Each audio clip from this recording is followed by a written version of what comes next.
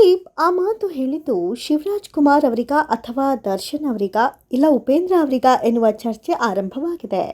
ಹಿಂಸಾತ್ಮಕ ಸಿನಿಮಾಗಳಿಂದ ನಂಬರ್ 1 ಸ್ಥಾನಕ್ಕೇರಿದ್ದು ಯಾರು? ಕನ್ನಡದಲ್ಲಿ ಸಾಲು ಸಾಲು ರೌಡಿಸಂ ಕಥೆ ಇರುವ ಸಿನಿಮಾಗಳನ್ನ ಮಾಡಿ ಸೂಪರ್ ಸ್ಟಾರ್ ಆದವರು ಯಾರು? ಇದಕ್ಕೆ ಉತ್ತರ ಹಲವು. ಯಾಕಂದ್ರೆ ಕನ್ನಡದಲ್ಲಿ ರೌಡಿಸಂ ಸಿನಿಮಾಗಳಿಗೆ ಬುನಾದಿ ಹಾಕಿದವರು ರಿಯಲ್ ಸ್ಟಾರ್ ಉಪೇಂದ್ರ.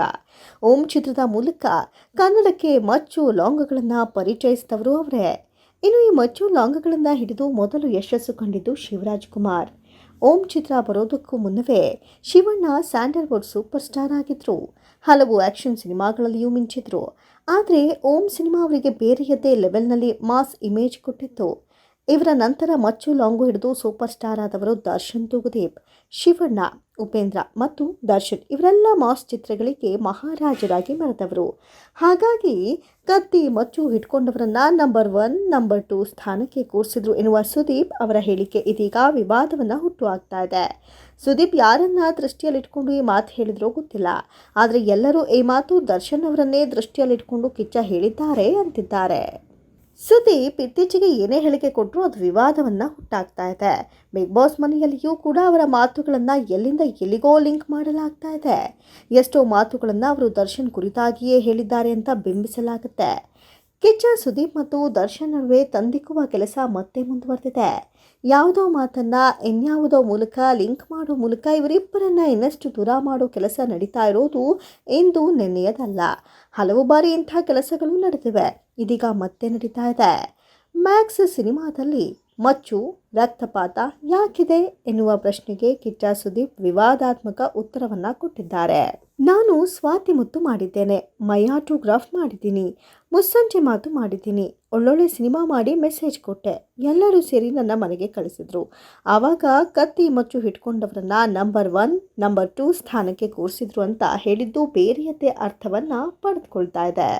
ಸುದೀಪ್ ಮಾತಿನ ಅರ್ಥ ತಾವು ಒಳ್ಳೊಳ್ಳೆ ಕಥೆಗಳನ್ನು ಕುಟುಂಬ ಸಮೇತ ಕೂತು ನೋಡುವ ಸಿನಿಮಾಗಳನ್ನು ಕೊಟ್ಟಾಗ ಅಭಿಮಾನಿಗಳು ಗೆಲ್ಲಿಸಲಿಲ್ಲ.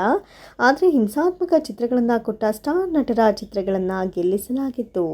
ಇದೀಗ ಸುದೀಪ್ ಮಾತಿಗೆ ದರ್ಶನ್ ಅಭಿಮಾನಿಗಳು ಕೌಂಟರ್ ಕೊಡ್ತಾ ಇದ್ದು, ನೀವು ಕೂಡ ಮಚ್ಚು ಲಾಂಗ್ ಹಿಡಿದು ಸಿನಿಮಾ ಮಾಡಿದ್ದೀರಿ ಅಂತಿದ್ದಾರೆ. ಇನ್ನು ಕೆಲವರು ಸುದೀಪ್ ದರ್ಶನ್ ಬಗ್ಗೆ ಆ ರೀತಿ ಹೇಳಿದ್ದು ಪ್ರೀತಿಯಿಂದ ಅಲ್ಲದೆ ದರ್ಶನ್ ಮಚ್ಚು ಲಾಂಗು ಹಿಡಿದು ಆಗ ನಂಬರ್ 1 ಆಗಿದ್ರು ಎಂದಿರೋದು ಖುಷಿ ಪಡಬೇಕಾದ ವಿಚಾರ ಅಂತಿದ್ದಾರೆ. ಸದ್ಯ ಕಿಚ್ಚ ಸುದೀಪ್ ತಮ್ಮ ಇನ್ನೊಬ್ಬ ಹಿರಿಯ ಗೆಳೆಯ ಉಪೇಂದ್ರ ಎದುರು ಬರ್ತಾ ಇದ್ದಾರೆ. ಕ್ರಿಸ್ಮಸ್ ದಿನ ಮ್ಯಾಕ್ಸ್ ಅವತಾರದಲ್ಲಿ ತೆರೆಗೆ ಬರೋಕೆ ಸಜ್ಜಾಗಿದ್ದಾರೆ. ಉಪೇಂದ್ರ ನಟಿಸಿ ನಿರ್ದೇಶಿಸಿರುವ UI ಕೂಡ ಇದೇ ಸಮಯಕ್ಕೆ ಬರ್ತಾ ಇದೆ. ಈ ಬಗ್ಗೆ ಟ್ವೀಟ್ ಮಾಡಿರುವ ಕಿಚ್ಚ, ಅದೆಷ್ಟೋ ಸಿನಿಮಾಗಳು ಒಟ್ಟೊಟ್ಟಿಗೆ ರಿಲೀಸ್ ಆಗಿ ಸಕ್ಸಸ್ ಕಂಡಿದ್ದೂ ಇದೆ, ಒಬ್ಬರಿಗೊಬ್ಬರ ಬೆಂಬಲ ನೀಡೋಣ ಅಂತಿದ್ದಾರೆ. UI ಸಿನಿಮಾ ಡಿಸೆಂಬರ್ 20ರಂದು ರಿಲೀಸ್ ಆಗಲಿದ್ದು ಮ್ಯಾಕ್ಸ್ ಡಿಸೆಂಬರ್ 25ಕ್ಕೆ ತೆರೆಗೆ ಬರಲಿದೆ. ಇದರಲ್ಲಿ ಯಾವುದೇ ಕ್ಲಾಶ್ ಇಲ್ಲ.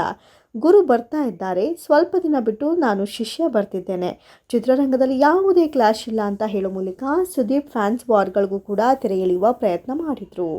ಉಪೇಂದ್ರ ಹಾಗೂ ಸುದೀಪ್ ಒಳ್ಳೆಯ ಗೆಳೆಯರು. ಇಬ್ಬರೂ ಸಹ ಮುಕುಂದ ಮುರಾರಿ, ಕಬ್ಜಾ ಸಿನಿಮಾಗಳಲ್ಲಿ ಒಟ್ಟಿಗೆ ನಟಿಸಿದ್ದಾರೆ. ಆದರೆ ಈಗ ಇಬ್ಬರ ನಡುವೆ ಬಾಕ್ಸ್ ಆಫೀಸ್ನಲ್ಲಿ ಫೈಟ್ ಶುರುವಾಗಿದೆ. ಇಬ್ಬರಲ್ಲಿ ಗೆಲ್ಲೋರು ಯಾರು ಎನ್ನುವ ಪ್ರಶ್ನೆ ಹುಟ್ಟುಕೊಂಡಿದೆ. ಇಬ್ಬರು ದೊಡ್ಡ ನಟರ ಸಿನಿಮಾಗಳು ಕೇವಲ 5 ದಿನಗಳ ಅಂತರದಲ್ಲಿ ರಿಲೀಸ್ ಆಗ್ತಾ ಇರೋದು ಮಾರುಕಟ್ಟೆ ದೃಷ್ಟಿಯಿಂದ ಒಳ್ಳೆಯದಲ್ಲ ಅನ್ನೋದು ಸಿನಿಮಾ ಪಂಡಿತರ ಮಾತು. Entertainment bureau, Prajamarga.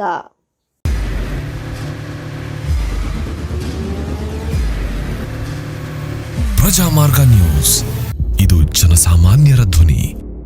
ನಮಸ್ಕಾರ. ನೀವು ನೋಡ್ತಾ ಇದ್ದೀರಾ ಪ್ರಜಾಮಾರ್ಗ ನ್ಯೂಸ್. ರಾಷ್ಟ್ರದ, ರಾಜ್ಯದ, ರಾಜಕೀಯದ ಬಗ್ಗೆ ಹೆಚ್ಚಿನ ಸಿನಿಮಾ ಅಪ್ಡೇಟ್ಗಳಿಗಾಗಿ ಫಸ್ಟ್ ಲೈಕ್ ಮಾಡಿ, ಸಬ್ಸ್ಕ್ರೈಬ್ ಆಗಿ, ಹಾಗೆ ಫಾಲೋ ಕೂಡ ಮಾಡಬೇಕು.